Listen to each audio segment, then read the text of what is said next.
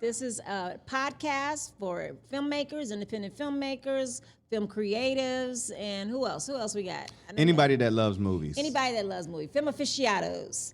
I am your co-host, Ada Marie Babineaux. I'm also the founder and director of San Antonio Black International Film Festival, who co-sponsors this particular broadcast. And this is my co-host. I am Dat Mayne Dee Wayne, D.W. Goodlow. I am a filmmaker. Been with Say Biff for the whole time. I would say the whole time. 6 years. 6 I met years. you within the 6 years. Yeah, We're right, 7 years right old. when you were starting is when we met, and I at that time it was a long-term commitment because you know filmmaking is a lifestyle. It's not really just I want to make a movie, even though there are people that want to make a movie, but it's a lifestyle. It's a lifestyle and hell of a commitment because you can't get into this saying you want to be going to be rich because it may not happen. No. You just do it because of passion. Exactly. But you know, today let's talk about. I thought it'd be good we talk about the process, not the process where you put your hair and get that saw straightened up. I see. I know nothing about Yes, that. not All I that do is put the process. wave cap on. But really the process of filmmaking, because I know for me, I didn't know that Black independent filmmaking existed. Right. And when you're coming up, that's all you see is the big screen stuff. You see Hollywood this, Hollywood that. And so you don't really see yourself and how you can be involved in the process. And so the discovery of Black independent filmmaking for me was such an eye-opening experience and a life changer for me. And just learning the process, what's involved, because I don't think people really get, when they see a commercial, let's say that, when they see a 2-minute commercial, the process of what goes in that 2-minute commercial may involve 50 people. Right. It may involve editing that 2 minutes, and that may take a week. Right. I mean, so you see 2 minutes, but behind the scenes, there's a gazillion things. And it depends on the budget for that commercial. Budget. You know, because there's, I mean, any production that you do, there's going to be pre-production, production, and post-production. But added to that, I got to add it, research and development, and then exhibition distribution. So you got to add those two onto those processes. And you have to develop all of those skills, which for the independent filmmaker, that's part of the journey, you know. And I think for the ones that like I say, it becomes a lifestyle and you dedicate yourself to, you see those are the ones that rise to the top. Ryan Coogler, for example, right now he's in the spotlight because of Sinners, and everybody's loving that film. But you know what? We're getting off track here, I know, from our process. But I listen to, whenever there's a film out that I like and I want to see, I always go back and look at all the interviews and whatever. He was homeless at one time. So when he moved to Los Angeles, he moved and didn't have really a place to stay. Right. He knew nobody. Right. So for him to get at the level that he's at now is pretty amazing because there's a lot involved. And it's definitely a journey for other filmmakers to see, because it is one of perseverance, you know. And there are many filmmakers. Ava DuVernay, she didn't get going until 30, later in 32, I think, 31, 32. and now she's, you know, taking over in her role as well. Not taking over, but also being, you know, for me, like a film activist to a certain extent. The way she is bringing on other filmmakers and giving them the opportunity that the industry really would not even look at. And I look our think way. when they do that, and I think that's an important thing that they do, because in our positions as storytellers, you know, we're to pass on wisdom, right?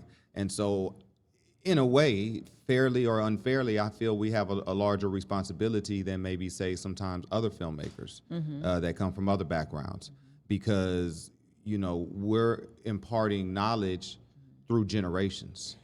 There are some filmmakers who really don't give a shit about imparting Absolutely. knowledge and whatever. Absolutely. So I will say that it depends on You the, have the ability person. to. Yeah, you have the ability because to. film is a powerful to impact medium. people. Yes, Exactly. Yes. Good or bad. Yeah, because I look at, you know, if you look at like just even when film started with The Birth of a Nation, the power that film had on people. It introduced stereotypes, the mammy, It was propaganda. coon, all that, big time propaganda. So film has the ability to oppress, but it also has the ability to uplift and empower. Right. And so we want to speak to the empowerment part and also the representation part, because we have been far too long not included in this in this medium in positions of power, in positions of control, in positions of influence. Right. So it's important. And to be able for to that. control our own story. And so I have a question for you, because you touched on that, because we are of two different generations, especially in filmmaking. And there's another generation that is younger than us that has a different experience when we speak of representation on film. So going through the years when you were growing up, there was less representation on film for you to see versus me and now the generation now. So who were you looking at that inspired you to be an independent filmmaker? So, it's so interesting because I grew up where there were still some black and white going on. Dennis the Menace, things like Hazel, Dennis the Menace. I know Dream of Jeannie. I don't know if you know those. They're up there. They're I on remember TV watching now. Brady Nick at Night. Bunch. Yeah, I mean all those things, and you really absorb and get into it. You're not even thinking about where am I? You don't even think about it as a kid. It's subliminal seduction. You are being seduced to that image, to that family, and you're like applauding and into it. So you don't even think about where am I? I think you grow into a level of consciousness. I mean, we moved from that to like Sanford and Son, Good Times. I mean, that was the ones that are in my head right now. We moved from that to that because we started seeing representation, and you really buy into that as well. And so I think that there's when you start growing and questioning and getting a certain level of consciousness, you start looking for yourself. You start craving yourself. Right. And so I know for me and everything that I've done, because I grew up liking musicals. I used to love musicals. I used to love the Elvis Presley Beach Boy movies on the beach and the Doris Day. I used to love that stuff. And so, like I said, and Tarzan. You see Tarzan in the jungle. And then like when you get a certain level of consciousness, you're like, Tarzan's in Africa. Africa is a very developed people historically. So why is it he the ruler, the white man, the ruler of the jungle, and everybody else is along with the monkeys? It's like, and you start. I don't know, just people buy into that shit. Oh, and so yeah, when you get to a certain level of consciousness, when you start questioning, when you start researching, when you start reading, which people don't do anymore, you got to read. You got to research your history. You find out that that's all propaganda and those are lies, and they've even in cowboys. Black folks were in the West. We were cowboys. Cowboys, we started the whole cowboy thing. Are we in any cowboy Hollywood movies? Barely, if any. Not unless we made it.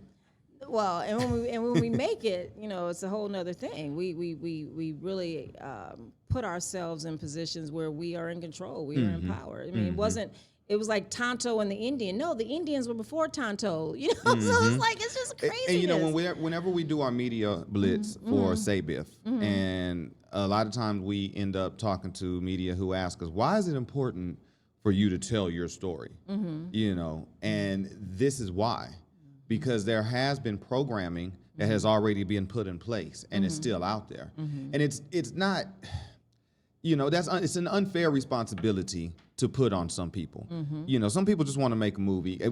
Been watching movies from our competition, and to see the young filmmakers and there's some comedies that are in there that they're not trying to get a point across. They're just trying to have a good time. It's entertaining. It's just that you also have that power. But I like that we know how to use our art. And it's important that our art is out there. And that's why, as an independent filmmaker, putting in the research to understand the whys behind what you do. Because there's always a message. Yeah, there's always whether a it's message. good or bad, there's always one that's coming across. Yeah. So in terms of the process, I think, starting as an independent filmmaker, one thing that is the really critical stage is the research and development. So when you come up with an idea, it's like, okay, what do I need to do to make this happen? Right. And so we're coming from, again, I'm more interested in documentary making, and you are more shorts, features, dramatic narratives. Right. But I know for the documentary process, I have a passion towards, I like elders. I think there's so much can come from elder stories. But for me, I always find that starting, it's like, okay, how do I tell this story differently? Because documentaries can be very traditional. B-roll, somebody somebody talking, sitting there cut to talking, pictures, So I always try to go in and think of something different. When I did my hair docudrama, I'm like, okay, so I want to mix testimonials with an actual story happening, and let those testimonials grow. Like, how were you perceived with your hair memories, and then I have a sister going to the beauty shop, and so as she's going through the beauty shop, the story grows as she gets her hair straightened and processed, and it's going from the curly roots to straight roots, and so it's the whole symbolism of the middle passage, being indoctrinated, being colonized, changing your identity, and all of that. So I kind of put that in there symbolically with the testimonial. So for me, going through the initial starting, the research and development was, I need to cast people to tell their testimonials. So I had an open call for people to come and audition, and we videotaped them. And then the other thing was the budget. How are we? That's casting. Other thing was the budget. What is this going to take? So if I have no money, I need to utilize the people in my world, and then I also need to utilize the number of days. So I knew I had 2 days to shoot this. That's a weekend. So you're not really infringing upon people's lives with a weekend. So we structured one big location, and we brought in props to change up the props. So the interviews would look like they're on different places. Change the lighting, change the angles. So those are just some techniques to, if you don't have the money, if you don't have a lot of time and all that, you get the location, change the angles, change the lighting. As people change the movement of the camera. There may be a dolly shot, there may be a pan shot, there may be a high angle shot. So we did that in 2 days. And then there was a shot where I wanted to do something different, so I had dancers come in and pretend to be the hair. So the dancers were going through the process of when the hair got straightened, when the hair got blow dried, it was bubbles, when the hair got, so it was intermixing all of that, shooting that in 2 days. Saving the Very dancers artistic. for last because we had to get them wet. We had to get bubbles, and so we did that last. But it's just thinking about researching and developing what can make this happen with the resources and the time and the money and the people I have, and also pulling people that that have skills to bring them to the table. And that's the fun part, ain't it? Because when we develop these thoughts in our heads as visionaries, it's on us to bring it out. And so how do you bring that out? From paper to reality, Because, there's a term that they say in filmmaking, now we're making the same movie. And so a lot of times the way I explain that to a lot of the students that I work with is I can tell you my movie idea right now, but I guarantee what I'm seeing in my head is different from what you're seeing in your head. And as soon as you agree to work together as a teammate, you're going to start elaborating on the vision that you think you see in your head. And it's on me to get you to see the vision that I have. And there's a moment in the process that when somebody will say an idea, another producer on the team or co-writer or something, they'll say an idea or cinematographer or something like that, and you go, that's it.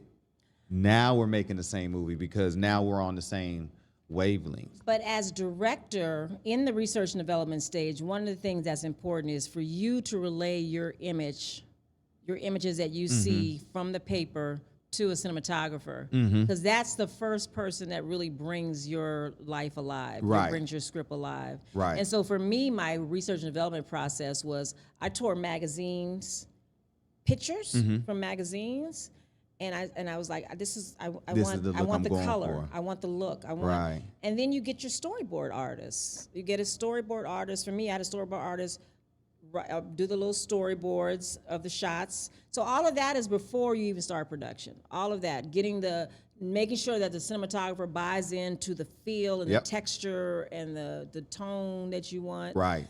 And so when you start shooting, and it's very important to get get the critical people that you need to get on in your research and development stage, and finding the people that you need, and build those is that relationships with those cinematographer, people. that sound person, because the cinematographer is going to bring on their gaffers. Mm-hmm. The gaffer is the electrical department. The light, they help the cinematographer with moving the lights and actually getting the look you want. And the grips are the people that actually move the lights and set up the lights and everything. Right. So gaffer's more electrical and just technical. And the grips, key grip, and all of that are the people that bring on the lighting and the See, look. what's interesting about all of that is that wasn't my journey. My journey was different. Mm-hmm. So coming up, I was in love with music and movies. I always wanted to do movies, but I did music for quite a while. And so once I decided to make movies, I started looking for everything I could do to get involved with it. And so I started going to acting classes so I could learn how to be a better director. And then I met Mike L. Jackson, who gave me my first opportunity to be an assistant director. Now, his crew, like I said, he had a budget. He had a good budget, and so we had 25 to 35 people on the crew. So you of worked all with the somebody. departments. You weren't doing the independent thing first. You actually started, I started by working with someone to learn the craft, right, and then go and do your I got own. I got on set. That was my main goal, was to That's get on what Ava set. did too. And once I got on set and I started learning some things, I mean, I'm always trying to do my own thing anyway. So my intention was always to do my own thing. But I started learning some techniques, and Mike was a very good teacher in that regard. There was a lot of old school techniques that he's developed and still practices that I was able to pull from. But when it was time for me to make my film, I didn't have the budget he had. And so my crew was a skeleton crew. I've come to learn now is the term, because at the time when you're doing it, you're just trying to get it done. And But so you knew to I have was, a cinematographer. You knew to bring a cinematographer. I brought in a cinematographer, Beth.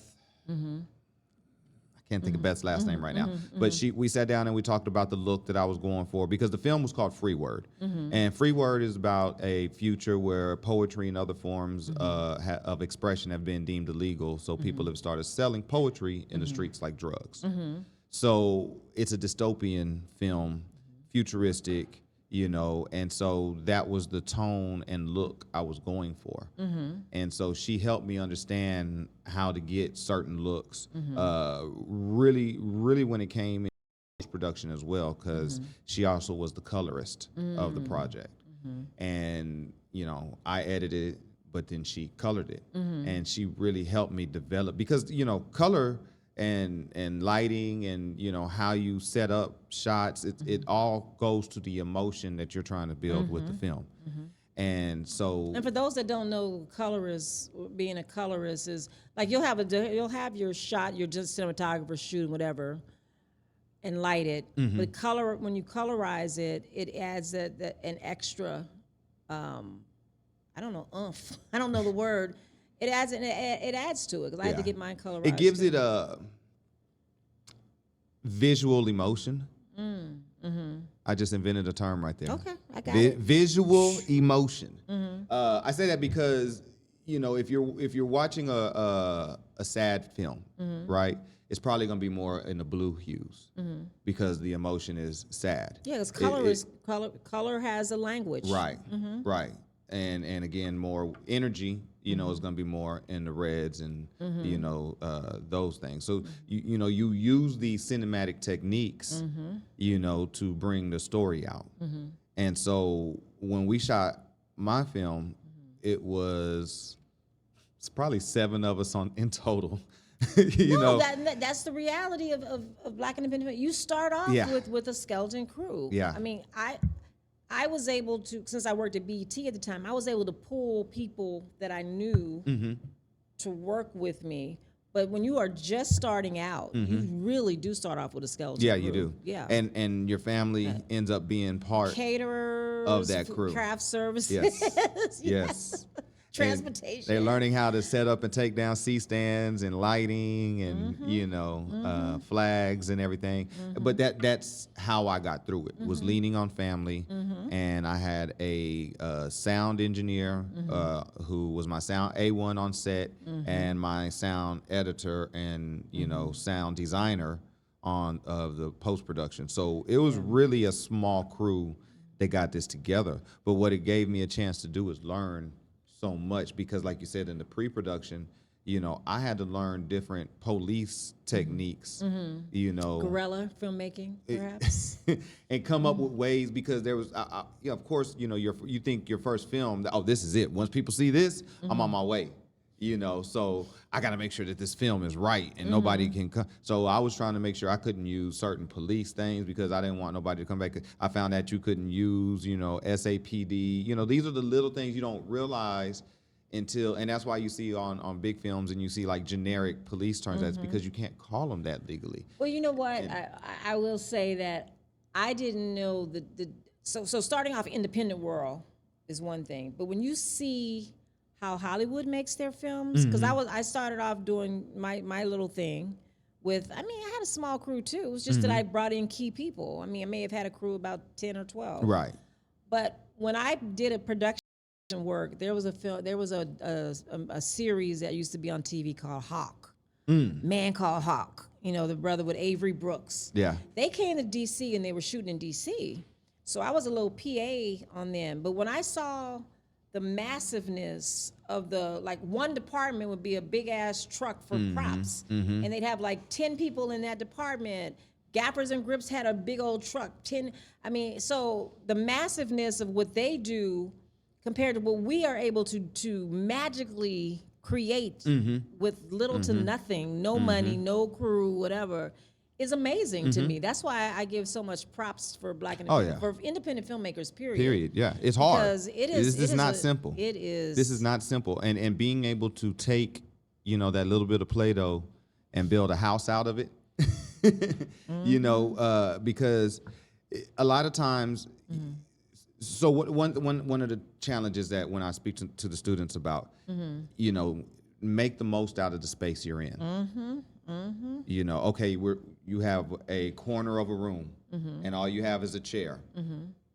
If I asked everybody in the room to make up a story, there's going to be a different story from every single person. And different angles. You got to think different angles, how you're going to shoot that how you're going to shoot it. Some people are going to come with a horror story. Some people may tell a comedy. So how do you challenge yourself to be as creative as you can be within that small space? And so when an independent director does that, or a team, not even just the director, because it is the whole team that comes together that makes this happen, then it's something that I applaud and I'm always in awe of. No, it is. And I think that, for instance, the chair example, if you just have a chair here, there's so many ways you can shoot that. You can shoot the chair straight on. You can shoot the chair down looking up at the person in the chair. You can shoot an overhead of the chair. You can shoot a dolly track of going around the chair. So you have a director have to think creatively, what do you want to come out? What do you want to come out of this image, out of this person with the chair sitting there? That person could be lit differently. There's so much that you can just do with that one example. So people have to think not just basic.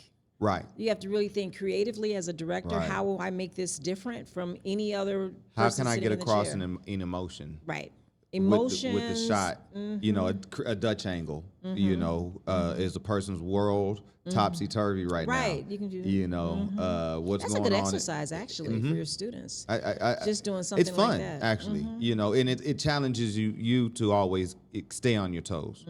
To and create also, it reminds me of that story when we were little kids. You used to play, you whisper in somebody's ear, the main story, and then it goes around the room. By the time it gets back to you, it's a whole different story. Those things are actually fun, but that's really creatively what you go through, because you don't always end up with what you start with what you write. No. I know, for instance, I start when I write. I wanted to write. I initially wanted a poem to start my thing, an animated poem. I didn't have money for animation. Didn't have money for the rights to the Langston Hughes poem I wanted. Right.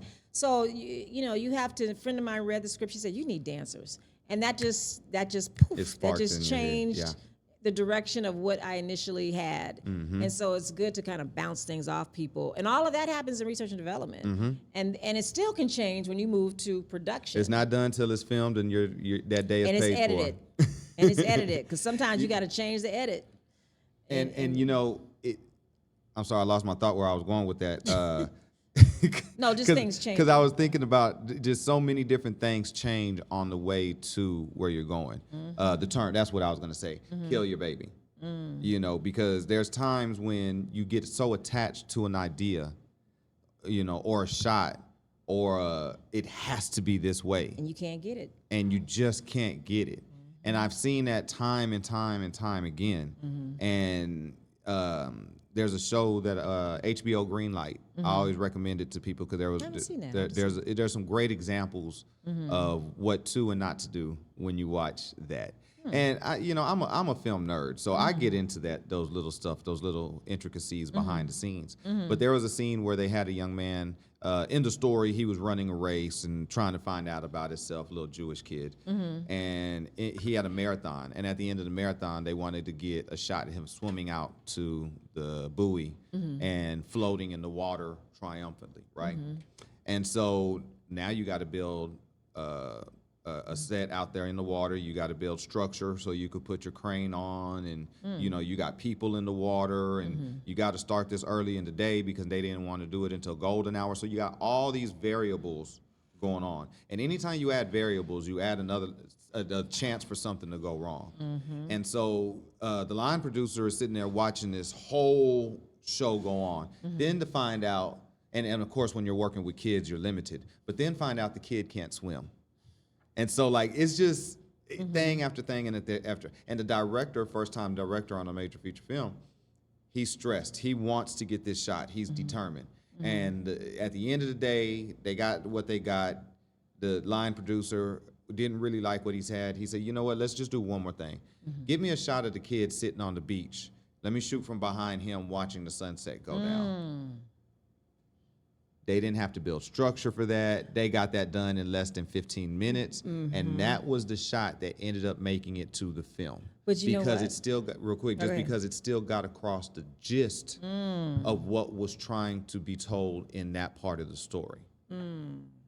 I was just thinking, the kid watching the sunset, there has to be pre-production with that, because that assistant director needs to know what time the sunset's going to happen. Oh, right. Because we had that problem in Sankofa. We were trying to get the exact time, and it was like days of going back and missing it and catching it, because and just little things like that has to be researched. And it's important. What time does the sun come? Exactly. What time? How long does it take for the crew to set up to be there for when the sun is able to set, so that we can get that? I mean, there's just a lot that has to go on. I remember in my first time seeing a call sheet. And you see all of that information on there, sunrise, sunset, nearest hospital, you know, all the information, weather even sometimes, you know, all the information is on there. And I was, you know, filmmaking is about how well you pay attention to the details. You know, and that's it's also people. It's also being a people person. Oh yeah, absolutely. Because you have to not only be director and producer, but you got to deal with a lot of different personalities. There's a lot of different personalities on that set. You know, and so many people want to help to create this vision that you're creating, and so people mean well on set, and they want to share ideas, and you know, that's why, like, even understanding set etiquette, you know. Your position, stick to your position. Stick to your position. And that's one thing as an independent, you got to learn when you switch over and start working for these Hollywood productions. You got to, independent, you're usually doing 10 jobs. Oh, yeah. You got 10 running. jobs. Let me grab this. You're doing everything. This, So you as a director or and producer let me get catering about started. 10. When you are in a Hollywood or commercial type of production, you stay in your lane. If you are craft services, and that's the people who make sure you have food on the set. If you're in craft services, you stay in craft services. You don't go into props and putting your 2 cents in. Even if you see something going on, unless it's, you know, safety concerns, but like, let's let that be, because if you go over there, now you're gonna or either tell the person that is over that person, and they got to deal with it, not you. Not running to the director and saying, "Oh, I got an idea," or speaking up to the actor. Hey, what if you tried it this way? Right after the director says something. You don't even talk to the director. No, you don't. Anything that needs to go to the director goes to his assistant, second assistant director, The first assistant director. Absolutely. Because those people that the directors surround themselves in, they are the people that put out the fires that the director cannot be concerned with while they're on set. So that the director can focus on bringing this vision. Creatively, totally creative. Because the actors, you know, you're directing the actors' emotions, you know, because you see the way you're painting this picture. They're tools of the artist. So there may be a way that they would think to say a line which may feel natural to themselves as a person, but it's not natural to the character. And with the way I want you to say it at this moment, I have to be able to bring that out of you and also bring it out of you in a way that's convincing and realistic and natural. That's the word I'm looking for, natural. And that's the other thing in pre-production and research and development part is the actor. Let's look at the actor. If you're doing a film like, I look at like Angela Bassett who did Tina Turner or Viola Davis who did Woman King, you can't just start that role. You have to have a time of the research and development phase, pre-production phase, where you are learning weight training, where you are learning stamina, where you are getting into shape for that character that you're playing. If it's a character that's fat, you got to gain weight. If it's or either they put extra makeup on you. If it's a character that's thin and slim and they're athletic, they send you to the whale that Brendan Fraser was getting all that the praise about because he put on the fat suit and lived. But going back to Tina Turner, imagine when you're playing the role of somebody who people know in the spotlight. You have to transform. You have to transform mannerisms. You know, I draw a blank right now. The young man that played Tupac. But when I watched that movie, you can tell how, I mean, he must have put in hours of watching tape of Tupac to know the little mannerisms and the little movements that he does that we all Marley, do. the guy that played Bob Marley. Yeah. Matter of fact, I was just reading about his on his IMDb the other day. Yeah, he transformed. Yeah. And that's what that said that for me, I have to be transformed to something. I'll say when Spike first announced that Denzel was playing Malcolm X, I was like, Denzel playing? I was like, that's crazy. You know Malcolm X. But when Denzel played Malcolm X, he transformed so much into the character that you forgot, oh my God. I mean, he really worked that job. That's why when he didn't get a freaking award for that, I stopped watching the Oscars. Because that was just like insane. Right. Same thing with Tina Turner. Angela Bassett transformed. And you know, the character doesn't even have to look like that person in order to transform. No. But there's characteristics that there need to be. Because I didn't appreciate when you had Sidney Poitier playing Thurgood Marshall or Chadwick playing Thurgood Marshall. You needed a light skin, I felt, person that plays Thurgood Marshall, and I thought that would have been better because or that white guy that played Michael Jackson. There was a white guy that played Michael Jackson.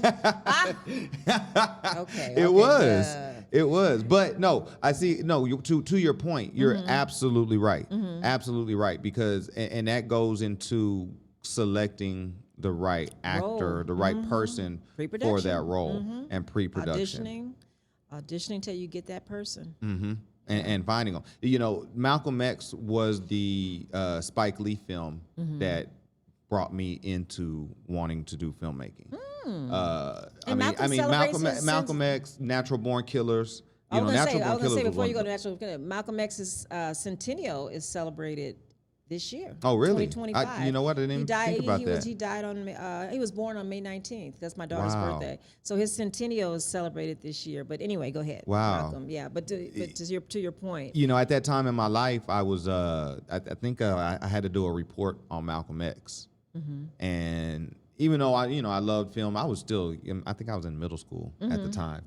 And so as I started doing my Malcolm X report, the movie was actually coming out. You read the book then? I think it was about a year or two prior. You read Alex Haley's autobiography? I read a lot of different things. I don't know exactly which ones. It was all driven through the school, so I had to check out books and different things like that. But during that point in my life, everything was Malcolm X, you know. And then when the movie came out, it drew me in. And that was, again, speaking about generations, he already had Do the Right Thing and She Gotta Have It. She Gotta Have It, but those were a little older than me. And I wasn't in college at that time. So I didn't have the experience to pull from to relate to that film as much, and then still being a young man. But when I seen Malcolm X and I seen that moving shot that Spike Lee is known for, you know, and the emotion that I know I felt, and it was something about that I seen the power that a director had in that moment, because I seen other people see the same scene and see them get moved the same way that I got moved. And at that moment, I was like, I want to be able to do the same thing.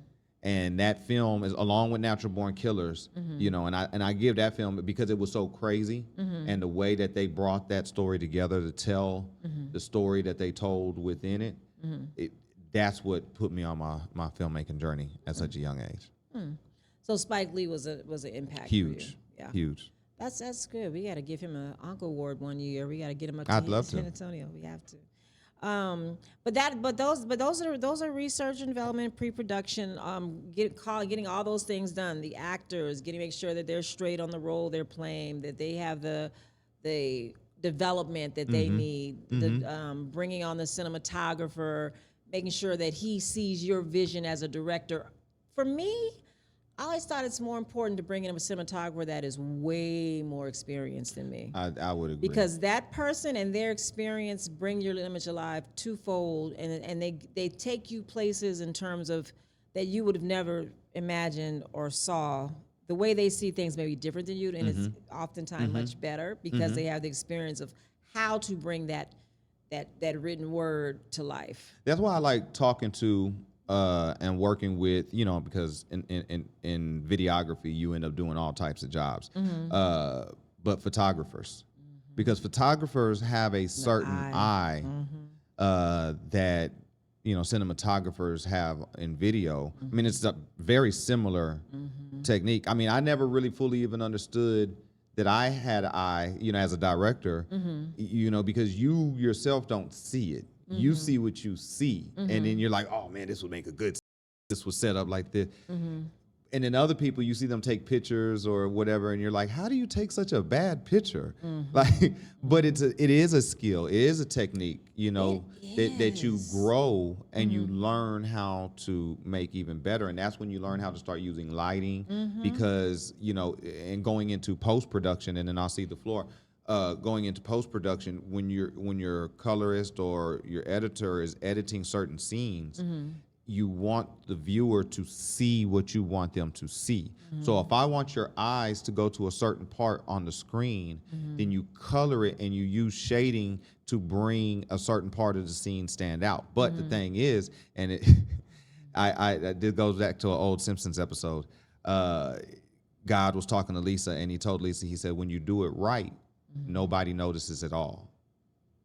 And so I take that same thing to editing. When you do it right and your eye is drawn to a certain space on the screen, and you don't realize that this third of the screen has been shaded darker or even blurred, even in post-production. That wasn't fall off on the lens. That was actually done in post-production, so that your eyes will go to a certain part of the screen. That is a part of the madness that goes into the nth degree of detail of telling these stories. That is part of the drug that I'm addicted to. I like that. Yeah, I mean, also in telling the stories, a key person is that script and continuity person. People don't know that's a role that exists, and you may not have it as an independent filmmaker, but it's important for the assistant director and director to have someone that's a continuity. Right. And continuity is the person that is on set, notes of everything that you shoot, how it's positioned. If the person picked up the glass with the right hand or the left hand, did they rub their nose before they did that? Those are little details that what's called a script continuity person brings to the production. And there's very little black folks in continuity, script continuity. Yeah, because we interviewed some for SABIF 2020, I want to say 2023.